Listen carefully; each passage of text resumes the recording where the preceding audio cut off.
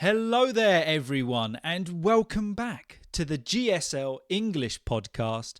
My name is Gideon, and I am here to help you speak fluent, confident, and natural English. And in this episode, we're going to go on a little journey together, okay? We are going to take one word and see how far we can expand it, okay? We're going to see how much we can learn by just starting with one basic word. Now, this is a brilliant exercise if you do want to improve your vocabulary, but also if you want to start using new vocabulary in real life situations. This is a brilliant way of doing it. We're also going to look at some new idioms, look at some phrasal verbs, and at the end, we're going to write a little story together using what we have learned. So, we're going to get into that in a moment, but if you are a returning viewer, you'll know what I'm going to say. Now is your time. Pause the video, go grab yourself a cup of tea, a cup of coffee, or if you're working whilst listening to this, treat yourself to a little break with me. Grab your biscuits, grab your lunch, whatever. Treat yourself to a little break with me. Now, one person messaged me last week saying, "Hey Gideon, I listened to your podcast whilst working out," which amazed me because I know that I would not want to listen to my voice whilst exercising. It would drive me mad. But if that's what you need to do, if that's how you enjoy this podcast, then continue your workout and go on this little vocabulary adventure with me. But okay, there's your point. Pause the video and then come back with your cup of tea, get comfortable, relax, and we'll dive into this week's episode.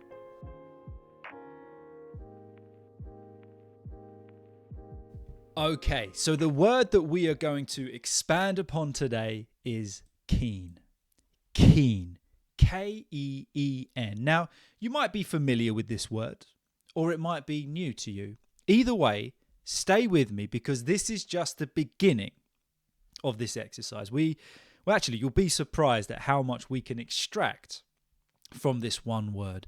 And you might be noticing, if you are a returning viewer, that I'm trying something a little bit fancy today. I'm underlining. So let me know if you like that. If you like the underlining as I go, let me know. I started doing it because it's how I study generally. I just underline keywords. So I thought, let's do it together. If you like it, let me know in the comments. If you don't like it, let me know and I apologise and I won't do it again. Okay, so keen is the word that we're going to start with. What does this mean? Well, keen is an adjective or a describing word that has a variety of different meanings, but generally it refers to mental sharpness, intensity, or eagerness. And depending on the context, it can describe either of those definitions, really. It can describe someone's enthusiasm, describe someone's intelligence, or describe someone's sharp senses, maybe sight or hearing. So let's dive into those meanings with some examples. So let's take that first definition, to be eager or enthusiastic for something. Let's imagine that you or somebody is going to start a new job, and it's a job you're looking forward to. It's a job you've always wanted. Well, we could say she's keen to start her new job next week. She's eager to start her new job. She's enthusiastic. She's keen. She's looking forward to it. She wants it to happen. Or perhaps there might be something that we want to do, that we want to participate in. They were keen on joining the hiking club because they love the outdoors. They were eager to join the hiking club. A hiking club is a club that hikes mountains. So maybe if you live in that kind of area where you're able to go hiking on different terrain, and there's a club, maybe they meet on Sunday mornings and you hike and then you come back. If that's your kind of thing, you are keen to join. Certainly not how I want to spend my Sunday, but for others, that's what they want to do. So we can use that word keen to express eagerness or enthusiasm. But what about when referring to sharp senses or intelligence? Well, if we have sharp senses, they're on the ball, they're dialed in. Maybe you have a sharp sense of sight. For example, he has a keen eye for detail and always notices the smallest mistakes. He has a keen eye for detail. So, referring to the sense of sight here, if we have a keen eye for detail, we have a sharp eye for detail, meaning you notice all the little things that perhaps the average eye wouldn't. And maybe you notice little mistakes or errors. You've got a sharp sense of sight, a keen eye for detail. You notice those little things. Or perhaps somebody at school, they're very intelligent, they stay on track. Her keen intellect made her a top student in every class. So her keen intellect, well, that was what made her really fly at school. She was a top student in every class because of her keen intellect. So we see here that this word keen can have multiple meanings. And we're going to expand upon that in a minute. But let's look at some phrasal verbs that we could associate with the idea of being keen. Okay, so we could say as a phrasal verb, we're looking forward to, which again has the definition of being eager or excited about something that is going to happen. She's looking forward to her vacation next month. She's keen to go on vacation next month. And of course, British English, we say holiday. She's looking forward to her holiday next month. She's keen for her holiday next month. That's the only difference there with British and American English. British English, we say holiday. American English, they say vacation. But there's a phrasal verb associated with keen. So it's very similar, but it's used to describe eagerness or enthusiasm. But the idea here is that the phrasal verb is more natural. And if you are unsure on what a phrasal verb is or how to use it, make sure you check out last Wednesday's class. No, the Wednesday before that, so 2 weeks ago, I did a phrasal verb masterclass. So check that out. But yeah, looking forward to. Informal way of saying that we are keen to do something. Or to pick up on. To pick up on. And if we use this as a phrasal verb, it means that we notice or become aware of something, often referring to something quite subtle, not necessarily obvious to everybody. He quickly picked up on the changes in her tone of voice.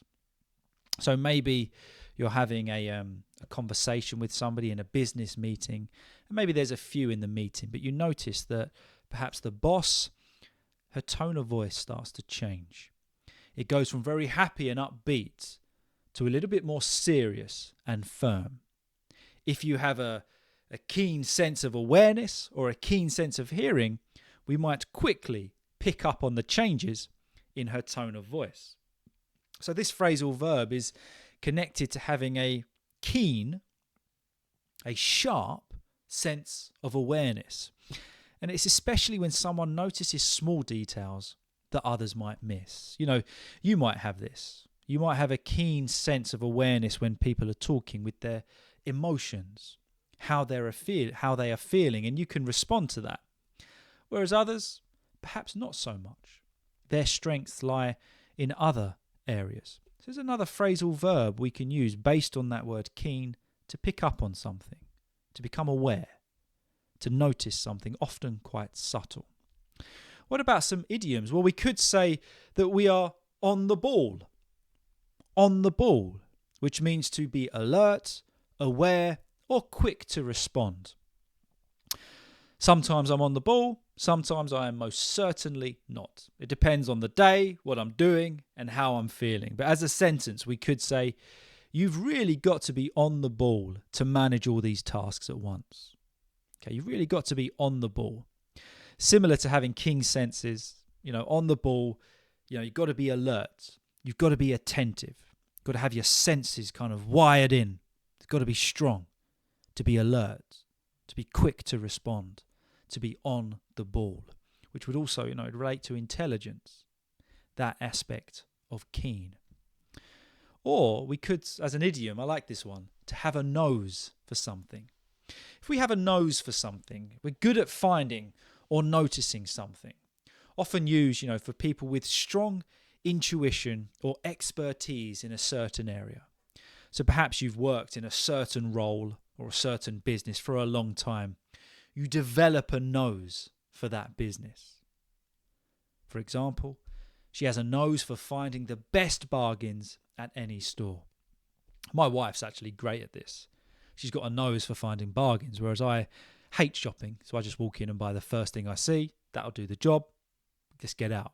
My wife's got a nose for finding the best bargains. She's keen, got sharp senses or instincts for bargains. And it's often used, in the idea of expertise or talent. So somebody has a nose for something, they're good at it. They know what they're talking about. Or perhaps even they're naturally talented. But you could even say, she has a keen eye for bargains at any store, at any shop.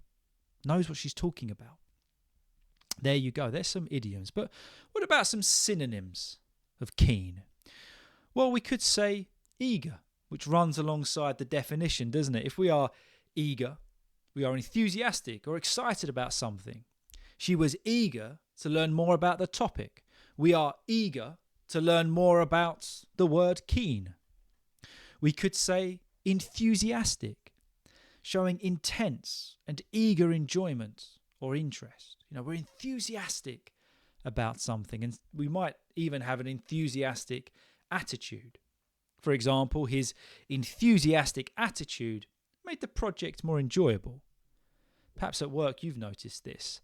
When everybody's downbeat and unenthusiastic, it affects the whole project or job. But when you have one person who's enthusiastic, they're showing intense and eager enjoyment or interest. They're really getting into it.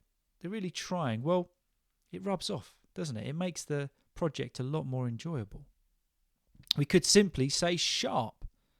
Somebody is sharp. This is used to describe intelligence or quick wit. He has a sharp mind and can solve problems quickly. Somebody has a sharp mind. They've got quick intelligence, can solve problems quickly, or they can think very logically. Their mind is sharp. It's capable. Some antonyms of keen. So words with the opposite meaning. We could say apathetic, showing or feeling no interest at all, no enthusiasm, no concern. The apathetic response from the audience was disappointing, meaning that the audience was not keen to watch the rest of the performance. They didn't like it. They were not enthusiastic. Or perhaps we could say indifferent. Just, you're not keen. If you're indifferent, you have no particular interest, no concern. You're apathetic. She was indifferent to the outcome of the game. Maybe, there's a match on in the background, just doesn't really care. Wasn't keen for anybody to win, just indifferent. Or we could say dull.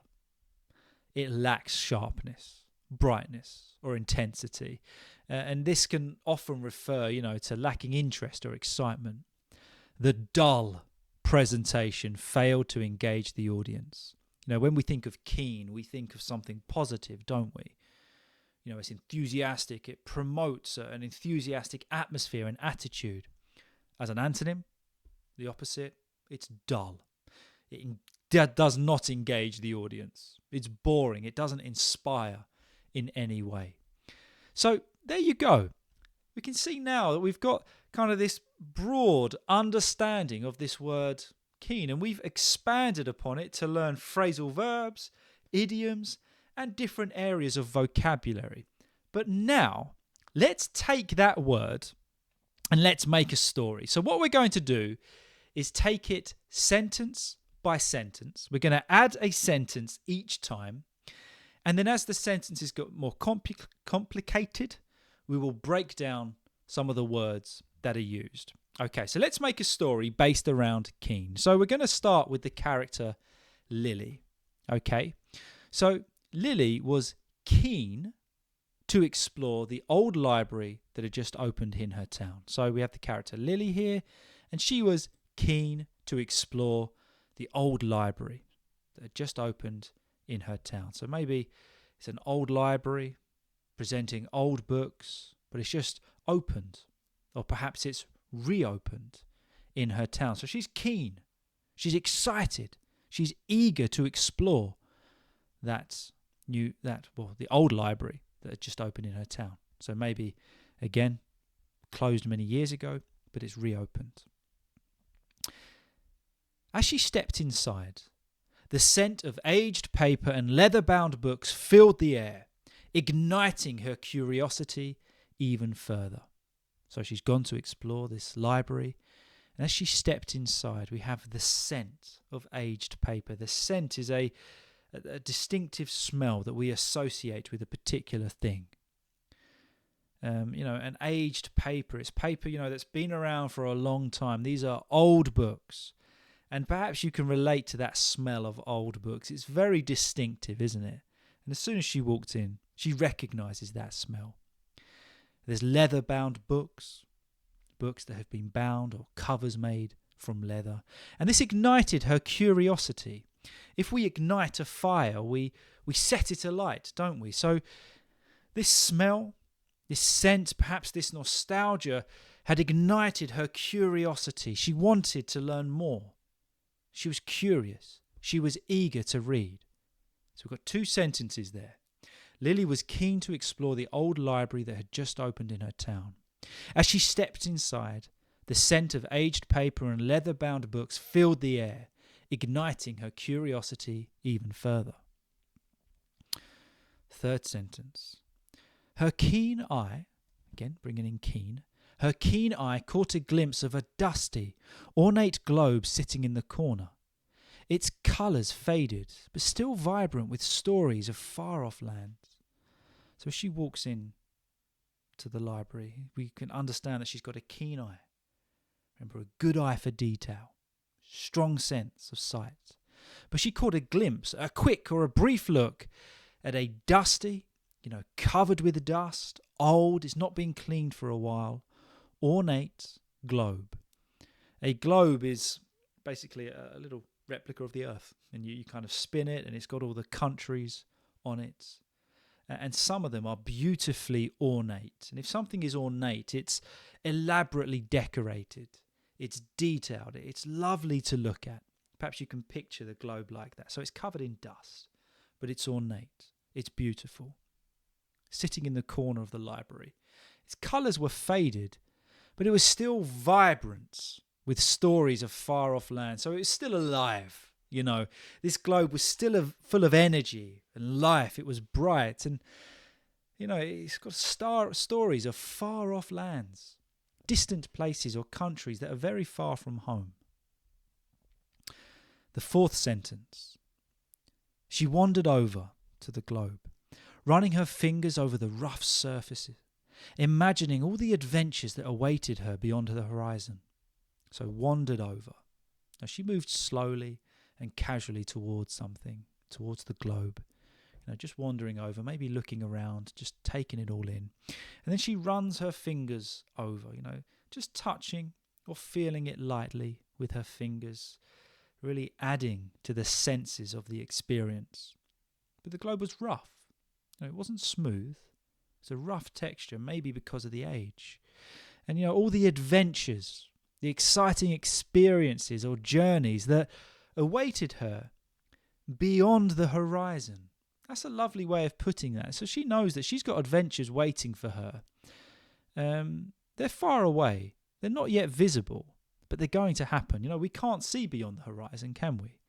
But for her, she touches this globe and then she thinks of all the adventures that, aren't currently in her vision, but they will be. They will happen one day. So let's continue.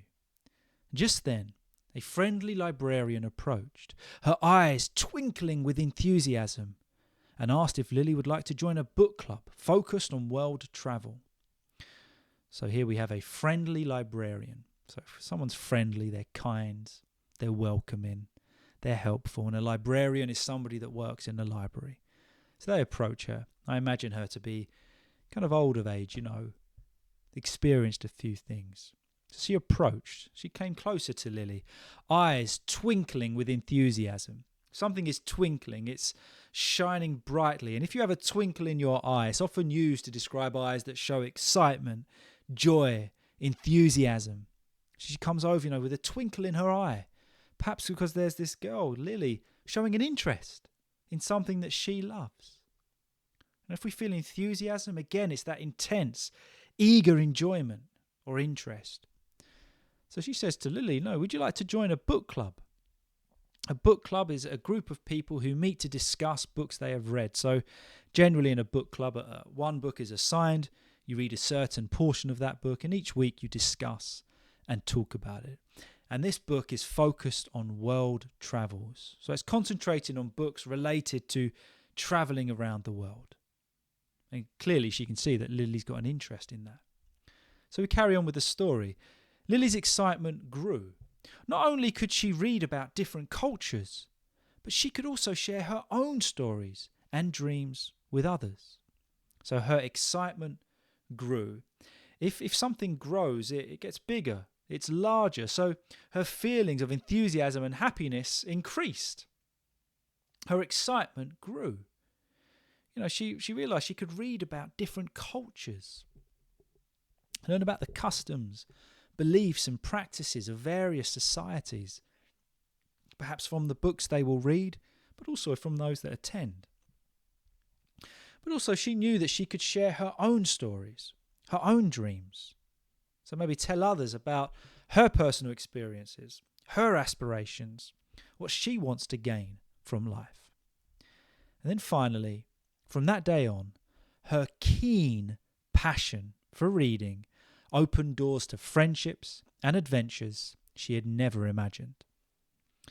So start off from that day on. So starting from that moment and continuing into the future, her keen passion, strong enthusiasm, strong interest. That idea keen really promotes eagerness, doesn't it? So her keen passion from the heart for reading, this opened doors for her in life.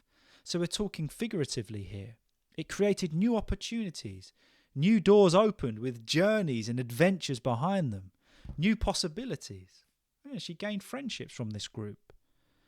Friendship, a true friendship, is a relationship with people based on mutual affection, isn't it?